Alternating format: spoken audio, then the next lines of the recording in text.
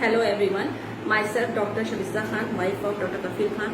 जैसा कि डॉक्टर कफील खान ने सभी देशवासियों के नाम एक लेटर लिखा है जो कि हमने फेसबुक और ट्विटर पे भी डाला है, लेकिन आज मैं चाहती हूँ कि मैं उस लेटर को खुद अपने से पढ़ के आपके सामने बयान करूँ कि उन्होंने इस लेटर में क्या लिखा है। मैं इस लेटर, ये उनका लेटर है, मैं इस लेटर को आज पढ़ने जा रही हूँ। प्लीज आप लोग ध्यान से सुनिएगा।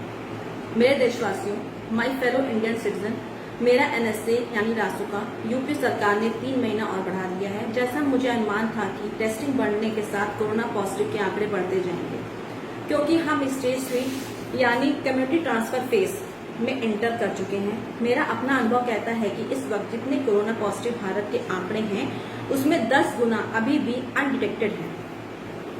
आज जब देश hospital bed, doctors, nurses, PPE kits, equipment से जूझ रहा है, तो इन जेल दीवारों के बीच मुझे और हमारे हेल्थ फॉर ऑल, स्वास्थ्य का मौलिक अधिकार कैंपेन को बहुत जरूरत महसूस हो रही है। बीआरडी ऑक्सीजन ट्रेजेडी के बाद भारत भ्रमण के दौरान ये एहसास हुआ कि BRD oxygen tragedy was just a brutal fact of our broken health system. हमारी पूरी स्वास्थ्य प्रणाली ही बुरी तरह चरमराई हुई है। तभी ये दृढ़ निश्चय कर लिया था कि इस टूटी हुई स्वास्थ्य व्यवस्था को सुधारने के लिए जिंदगी लगा दूंगा।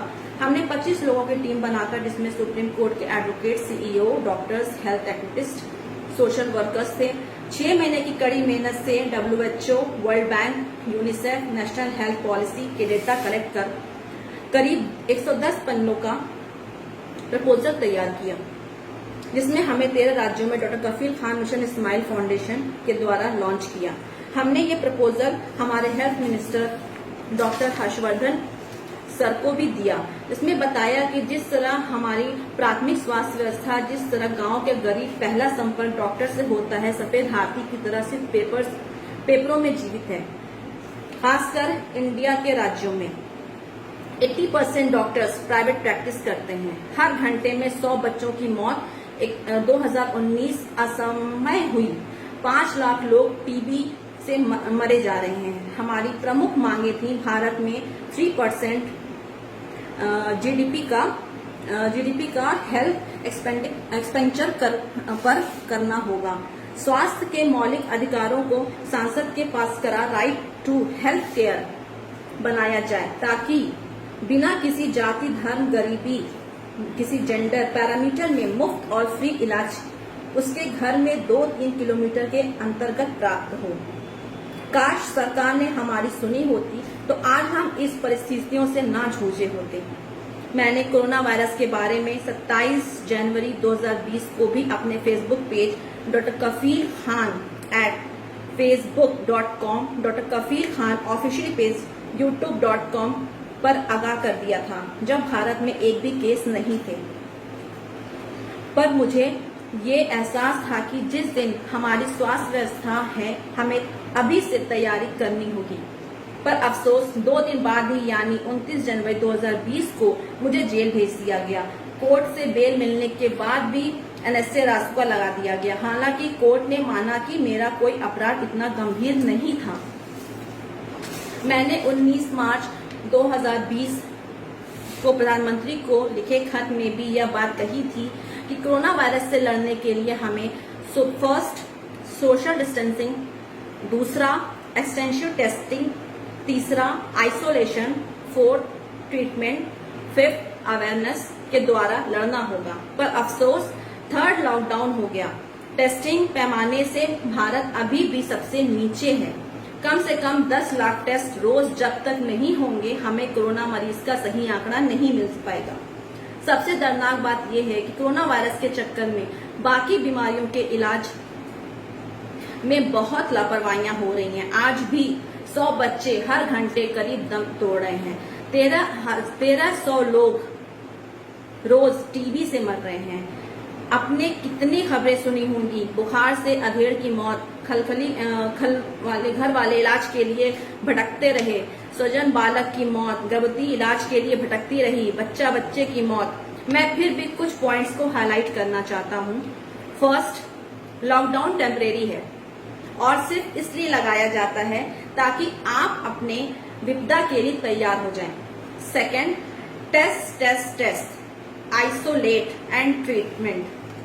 10 million test RT-PCR per day, ताकि सभी एसिम्टोमेटिक सुपर स्प्रेडर चिन्हित हो और उन्हें आइसोलेट किया जाए। हर डेथ चाहे किसी कारण हो, कोरोना फैक्ट हो, कोरोना वॉरियर हो, हर हफ्ते टेस्ट है।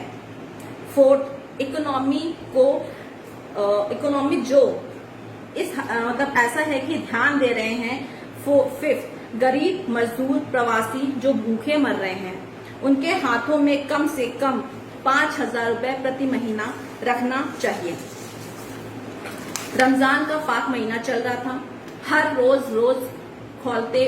खोलते वक्त अल्लाह से यही दुआ करता था कि जल्द से जल्द मेरे देश को इस महामारी से बचा ले और किसी की मौत ना हो।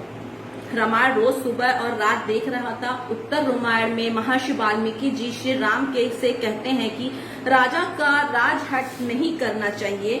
तो फिर से इस पत्र के माध्यम से उम्मीद करता हूं कि जो राजहट की मुझे जेल में ही रखेंगे, छोड़कर राजधर्म का पालन करने मैं इस सैकड़ों कैदियों के बीच और लाखों मक्खियों और हजारों मच्छरों के बीच बस तड़पता हूँ कि कैसे हाईकोर्ट मेरी केस को जल्दी सुनवाई करे और मैं फिर से मरीजों की जिंदगी बचाने के लिए काम में लग जाऊं।